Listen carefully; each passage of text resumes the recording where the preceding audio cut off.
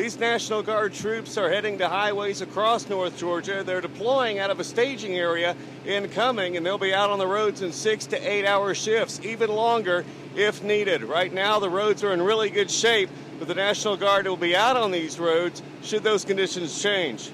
Embedded with the National Guard, Scott Kimbler, All News 106.7, reporting for Fox 5 News.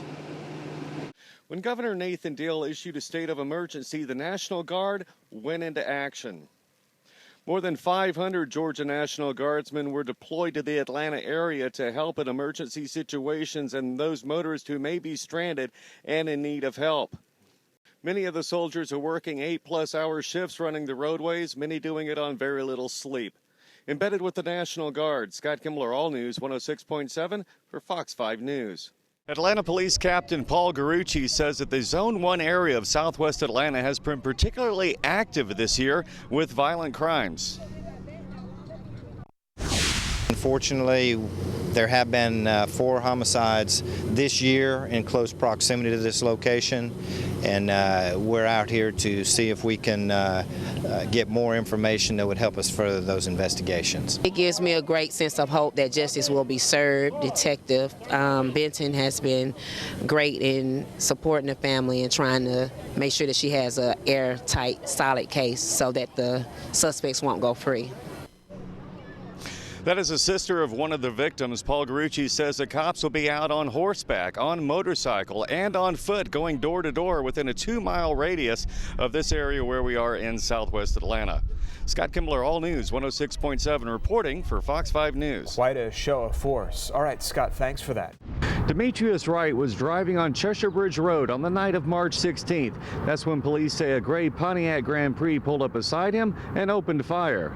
Demetrius lived another 3 weeks after he was shot. His mother, Renelle, says her life has been devastated since the death of her 3rd son. He was not a bad kid, and I don't know who would do this to him. He was very smart, had a zest to live, and now they've cut that short.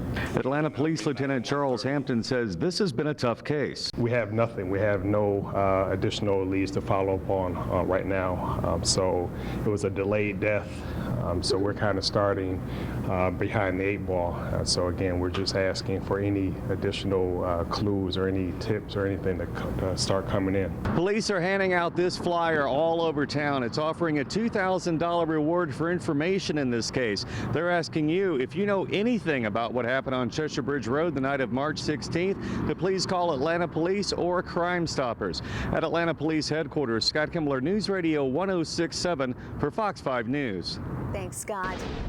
I'm Scott Kimbler, News Radio 106.7. On this adventure, Cheryl White and I went to Tanktown, USA. Come look at all the fun we had.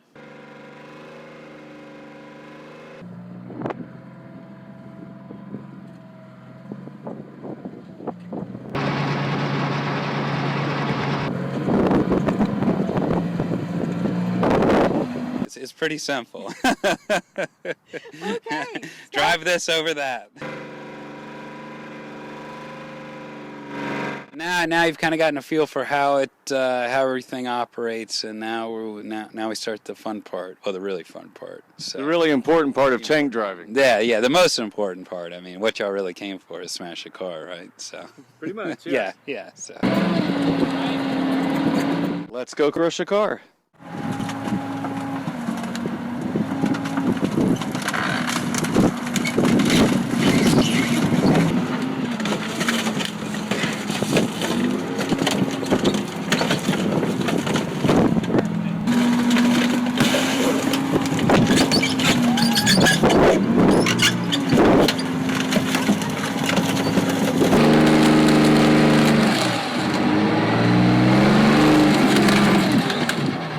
I love Atlanta. I love hanging out here, but more so for what is happening this weekend at Piedmont Park. There is a big walk for MS.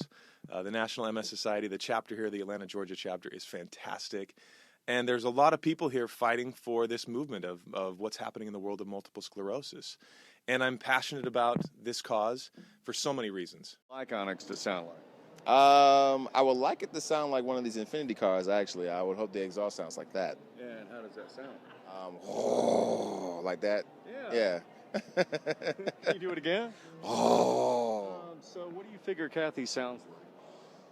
She purrs. She purrs? Can you demonstrate? No, she'd have to demonstrate that. No, thank you. Can you demonstrate a Kathy purr? No, that's okay. Go. Purr.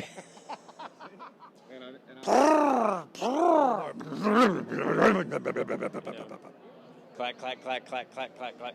That's what a duck coming sounds like, I guess, maybe. Yeah. Sound like that. Yeah. Georgia. Hey, Scott, how are you? I'm doing great, Steve. I'm all strapped in. I'm wired up. I even have my microphone taped to my hand just to be sure that I don't drop it out there. From what I understand, it's going to be a pretty exciting ride with a couple of loops and even some corkscrews to the left and a corkscrew to the right. And it's going to take us about 40 seconds to ascend to the top, and they're just getting ready to start here. All right. Start our ride of Batman backwards here at Six Flags. So, and as you can hear the clicking there, we're getting to the top. We are cresting, Steve and Cheryl, and the ride is beginning. Woohoo! Oh, wow, corkscrew right off, and straight into the loop. There goes the guy.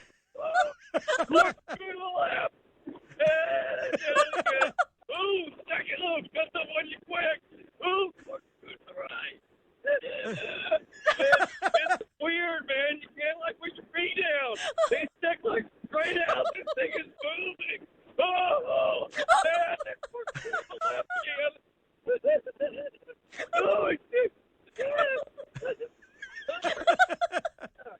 Wow.